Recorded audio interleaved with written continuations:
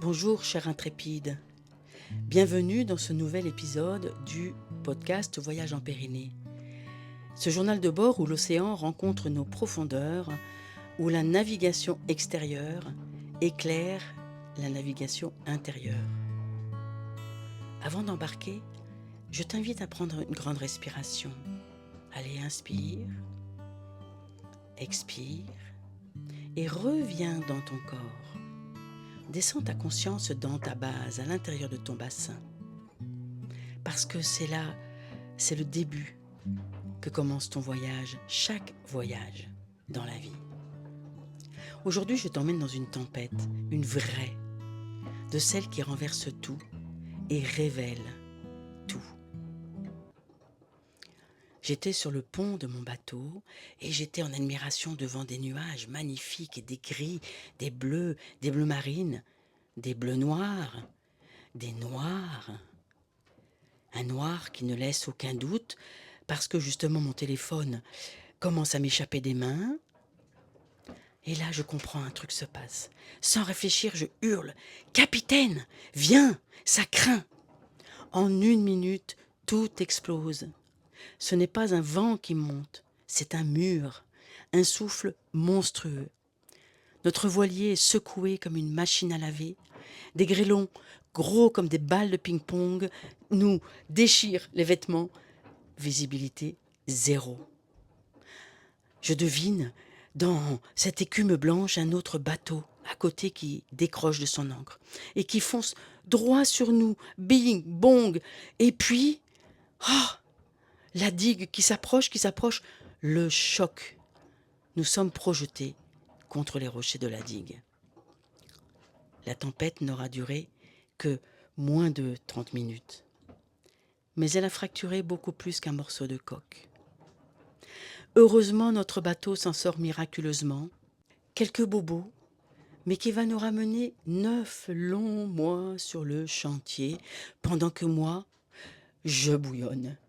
Je me demande pourquoi cette aventure si désirée, si préparée, est stoppée net à peine 2 mois après mon départ avec mon mari, le capitaine. Encore, me dis-je. Et oui, dans ma conscience, un fil apparaît. Ce n'est pas la première fois. Tous mes grands élans ont été stoppés finalement. À 20 ans, mon premier grand voyage en voilier se termine par un naufrage aux Açores. Il y a eu une erreur d'un équipier. Voyage terminé. Il y a 5 ans, une grande aventure de ma vie où je skippais un bateau que je devais amener à Tahiti, stoppé net au Panama par le Covid. Dans ma carrière, j'ai eu des grands projets tués par des décisions politiques. Dans ma vie personnelle, dans ma vie familiale, des grandes aventures stoppées net aussi par des décisions d'entreprise. C'est trop identique, c'est trop précis, trop récurrent. Qu'ai-je à comprendre? Est-ce qu'il n'y aurait pas une répétition, une mémoire, un message? Je décide de chercher et je m'inscris à une constellation familiale. Et là, une simple phrase tombe comme une évidence pour moi. Tu dois, Anne, retourner en Algérie, là où je suis née et où je n'étais jamais retournée. Et encore, comme par hasard, j'ai une nouvelle très bonne amie, une entrepreneuse, une Algérienne qui est pour 3 mois en Algérie. Elle me dit « Viens, je t'emmène, allons faire ce voyage ». Et là, tout s'éclaire. En sillonnant ces rues d'Alger où mes parents ont habité, que j'ai eu beaucoup de mal à trouver parce que les rues ont été rebaptisées, je vois mes parents dans Alger-la-Blanche, dans leur vie lumineuse, joyeuse, avec des amis, des baignades, une vie simple, heureuse, pleine de vitalité. Et la fin de la guerre les arrache brutalement à cette vie.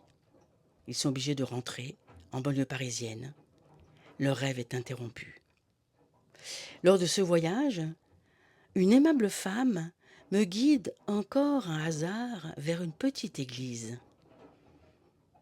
Je n'y étais évidemment jamais rentrée, et pourtant là, Mon cœur se met à battre autrement. Il y a d'ailleurs une messe quand je rentre dans cette église, au sein d'Alger, une église catholique. J'apprendrai à mon retour, parce que, encore un hasard, mes parents étaient présents chez moi le jour où je rentre, et me disent que c'est dans cette église que j'ai été baptisée. Et ils me confirment tous mes ressentis, de ce que j'ai senti, compris de leur vie en Algérie.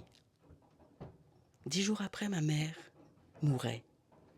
J'avais eu le temps de vivre avec elle ces derniers instants de vie qui étaient nécessaires à ma guérison. Parce que ces moments-là, en fait, je les devais à quelque chose de plus grand.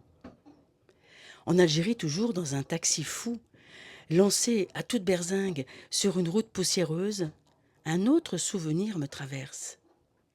Le terrible accident de ma grand-mère, lorsque ma mère était enceinte de moi. Elle a eu le bassin fracassé, clouée 1 an au lit. Elle s'en est relevée boiteuse. Et ma mère était partie d'Algérie quelque temps pour aller la veiller. Et je fais un lien assez énorme, parce que quelques mois avant ce naufrage, je me suis cassé le col du fémur. Dans un accident brutal, bing, je suis tombée crac. Même zone, même symbole, même pilier de mon corps.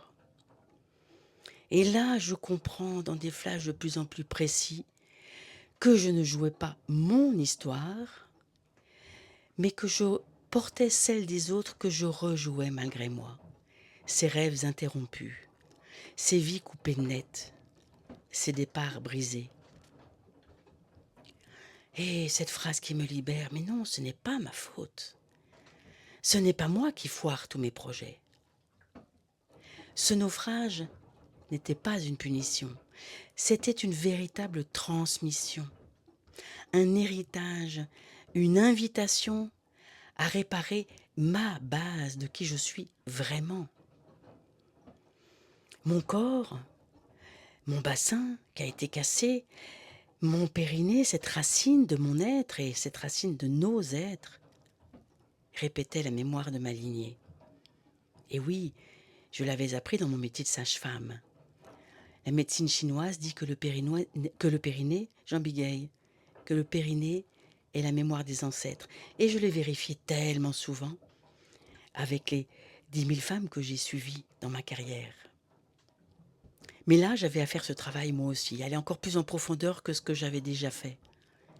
Et ce retour forcé à la base, là où ce voyage avait commencé, sur le chantier où nous avions préparé ce bateau, ce n'était pas une fin, c'était le début, le point zéro.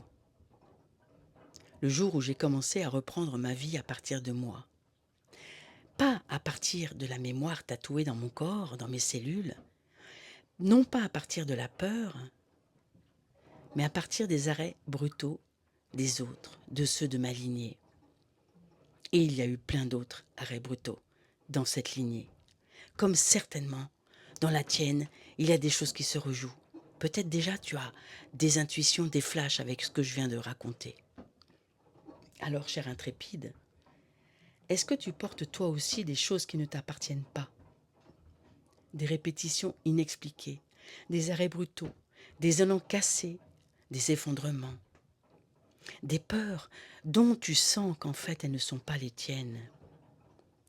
Est-ce qu'il y a dans ton corps, dans ton bassin, comme une crispation, quelque chose qui se fige, qui est figé, qui est immobile, qui est anesthésié? Est-ce qu'il y a dans ton corps, dans tes choix, quelque chose qui parle plus fort que toi? Et si le chaos, la tempête que tu vis, n'était pas contre toi, mais pour toi? Et je crois profondément que le périnée, et même j'en ai la preuve avec toutes ces femmes que j'ai accompagnées, est comme un coffre-fort à l'intérieur de nous.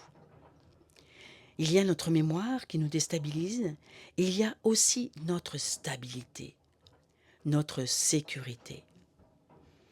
Dans la souplesse de ce fascia musculaire phénoménal, il y a notre boussole. C'est là que tu peux retrouver ta sécurité quand tout s'effondre. C'est là que tout commence, quand tout s'écroule. C'est là que la prière s'enracine. Non pas en levant les yeux au ciel et en allant chercher très loin quelque chose, mais en descendant en soi. Cette tempête m'a ramené à mes origines, à l'origine. Cette origine de ma vie cellulaire m'a ramené à mon vrai moi. Et parce qu'aucune femme ne traverse seule ces moments où tout bascule, un groupe de soutien animé par Jeanne, ma collaboratrice que j'ai formée, qui a traversé ses mémoires avec moi, qui a reconnecté sa base, sa force dans son périnée, eh bien un groupe de soutien commence le 4 décembre. 6 rendez-vous pour rester connecté à ta base, à ta sécurité intérieure, à ta puissance verticale de femme.